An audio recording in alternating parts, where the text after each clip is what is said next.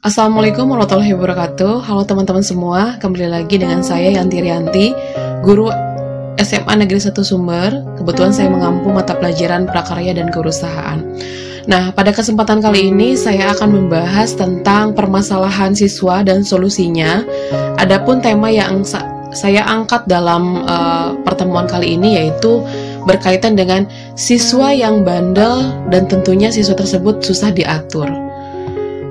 Setiap guru pasti memiliki atau mengetahui bahwa siswa di dalam kelasnya atau yang diajarnya memiliki karakter yang beragam. Ada yang rajin, ada yang patuh pada gurunya, dan sebaliknya ada juga yang sering mencari perhatian dengan cara membuat ulah dan susah diatur. Nah, sebagai seorang guru, kita tetap harus mengajar dengan sebaik-baiknya dan berbuat adil pada seluruh siswa. Hal ini tidak menjadi masalah jika siswa disiplin dan selalu taat pada guru. Artinya, kita juga tidak bisa langsung menjudgment ketika ibaratkan ada anak yang mencari perhatian atau susah diatur. Lalu, bagaimana cara kita menghadapi siswa yang bandel dan sulit diatur?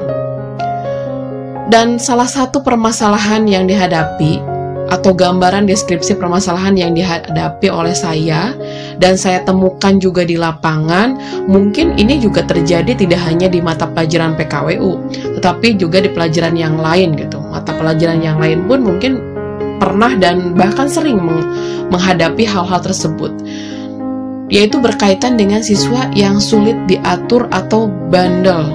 Bisa dikatakan mungkin siswa tersebut caper ya, cari perhatian dari kita. Walaupun kita belum tahu apa sebab dia mencari perhatian tersebut. Nah, di sini ada akar permasalahannya. Jadi yang terjadi di lapangan atau dalam proses pembelajaran PKWU yaitu masih ada siswa yang susah diatur, bandel, caper, terus juga kadang dia asal bunyi gitu ketika saya melontarkan beberapa kayak misalkan kuis atau pertanyaan-pertanyaan yang berkaitan dengan materi gitu. Dan kadang kita baik itu kita beritahu tentang aturan sekolah, jadi ketika ibaratkan dalam proses pembelajaran kaitannya tadi yang saya sudah utarakan bahwa dia kadang susah diatur, caper, bahkan asbun ya, asal bunyi. Atau bahkan dia juga susah diatur ketika dia diberitahu tentang aturan sekolah, atau mungkin tentang kaitannya tentang pembelajaran, tentang etika dan sopan santun. Mungkin ketika diberitahu hanya diam, tapi tidak ada action gitu, tidak ada perubahan, tidak ada tindakan sama sekali. Tetapi ada juga anak yang membangkang ketika diberitahu tentang hal-hal tersebut. Lalu apa solusi dan pemecahan dari masalah yang tadi saya utarakan di depan atau mungkin yang tadi barusan saya utarakan?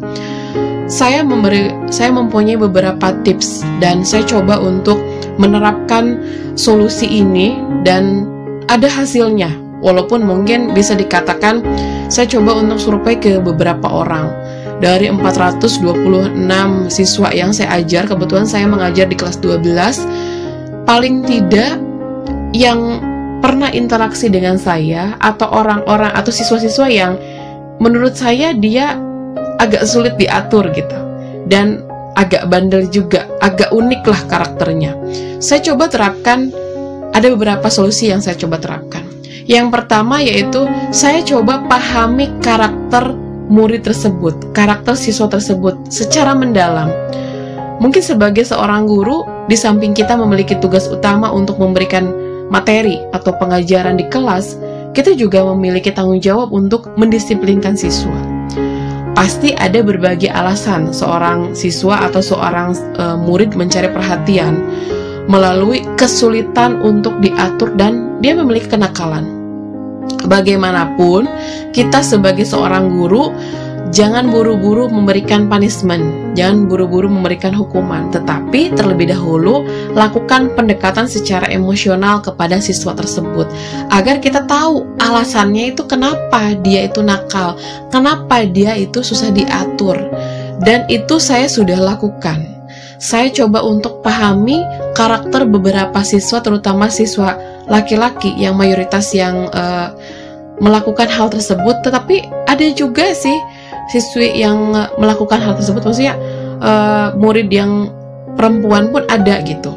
Saya coba untuk pendekatan secara emosional, saya coba untuk mendalami karakter dia, dan saya udah dapat alasannya kenapa dia bersikap demikian. Nah, setelah itu saya coba untuk berikan dia nasihat melalui tindakan. Mungkin terutama untuk murid-murid yang sedang beranjak remaja, apalagi walaupun dia di fase sekarang kelas 12, dia sedang mencari jati diri, kadang dia juga butuh beberapa nasihat, teguran, bukan hukuman gitu.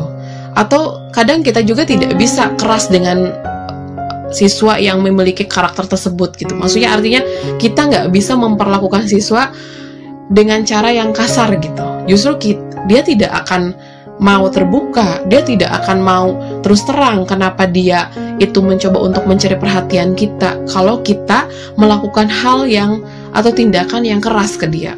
Tapi kita coba untuk beri nasihat, kita coba untuk kepo tentang kehidupan pribadinya. Mungkin ini ada korelasinya dengan solusi poin yang ketiga, yaitu saya coba untuk beri nasihat sambil saya mendekati siswa tersebut dengan masuk ke dunianya. Saya coba untuk kepo tentang kehidupannya. Jadi kita bisa lakukan itu jika kita mau gitu. Dan itu kita bisa pastinya. Asalkan ketika kita sudah masuk dalam dunianya, mungkin harus total ya, artinya all out lah, jangan setengah-tengah. Artinya kita juga tidak bisa tidak bisa setengah-setengah, setengah masuk, setengah keluar gitu dari kehidupannya.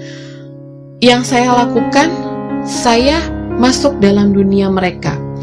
Saya coba untuk analisis apa sih yang terjadi sehingga mereka bisa demikian. Rata-rata ada yang broken home, ada juga yang broken home di sini kan bisa karena pertama karena orang tuanya berpisah atau orang tuanya sibuk, ada juga yang orang tuanya jauh gitu kan, tidak tinggal serumah, dia bahkan dengan neneknya. Ada juga yang dia nggak memiliki keluarga, dia memiliki keluarga yang utuh tapi tidak ada komunikasi gitu dalam rumahnya. Artinya miris saya ketika ibaratkan mendengar dan saya sendiri sudah melihat gitu secara langsung dunia mereka, ternyata miris sekali gitu.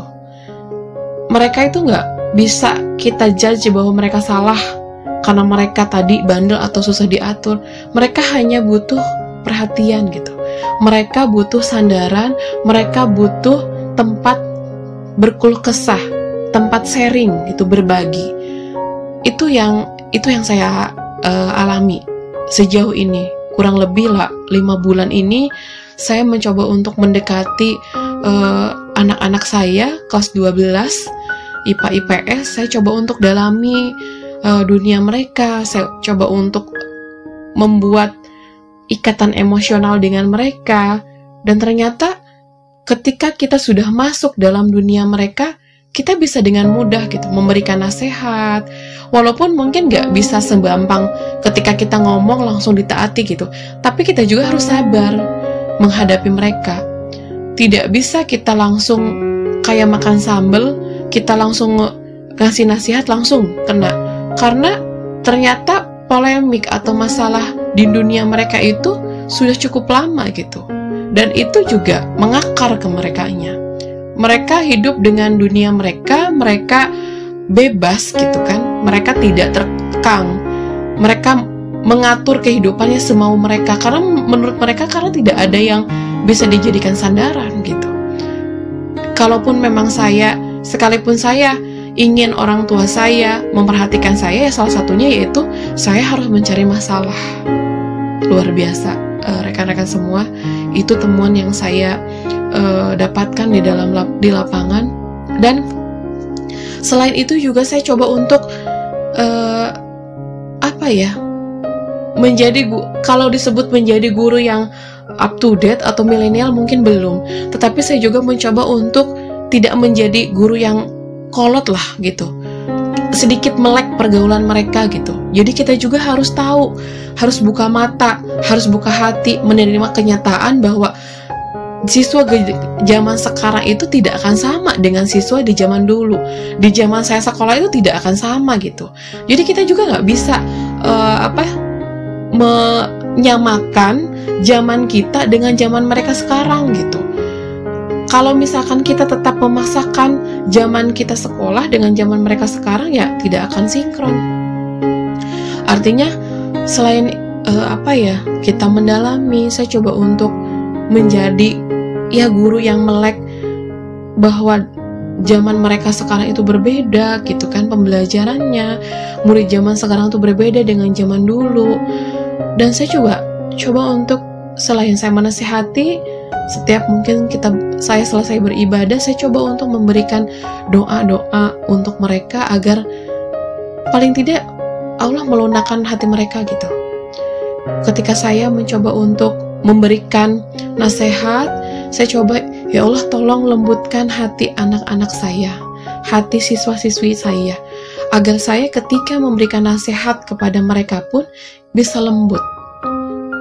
Itu teman-teman solusi yang saya coba terapkan di 5 bulan ini, atau bahkan pernah saya juga terapkan ketika 2 tahun terakhir sebelum COVID. Tapi yang paling kerasa itu di 5 bulan sekarang ketika saya mengajar kelas 12. Apalagi angkatan sekarang itu kan angkatan yang lost 2 tahun ya karena COVID. Jadi kita sama sekali tidak tahu karakteristik mereka. Dari kelima solusi ini atau kelima tips yang saya terapkan, alhamdulillah itu berhasil. Saya bisa memberikan, atau ada beberapa anak yang sudah mulai berubah perilakunya, etikanya, sopan santunnya, baik itu terhadap saya ataupun terhadap guru yang lain. Mungkin saya kira teman-teman di luar sana pun pernah mengalami apa yang saya alami, atau mungkin juga punya solusi yang lain, atau solusinya mungkin ada yang sama dengan saya. Mudah-mudahan ini bisa menjadi inspirasi dan bisa menjadi manfaat untuk teman-teman semua. Artinya kita juga tidak bisa menjudgment atau memberikan hukuman ketika kita menghadapi murid yang bisa dikatakan dia sulit diatur atau bandel. Kita pun harus tahu apa penyebabnya, kenapa dia bisa demikian. Kita coba untuk masuk dalam dunia mereka. Setelah kita masuk, kita coba untuk menasehati, mendoakan, dan kita sendiri pun harus bisa merubah paradigma berpikir kita bahwa dunia pendidikan zaman sekarang atau siswa zaman sekarang itu tidak sama dengan siswa-siswi pada zaman kita ataupun zaman tempo dulu. Oke teman-teman, mudah-mudahan itu menjadi inspirasi dan bermanfaat. Mungkin itu yang bisa saya sharingkan untuk teman-teman semua. Wabillahi taufiq wal hidayah. Wassalamualaikum warahmatullahi wabarakatuh.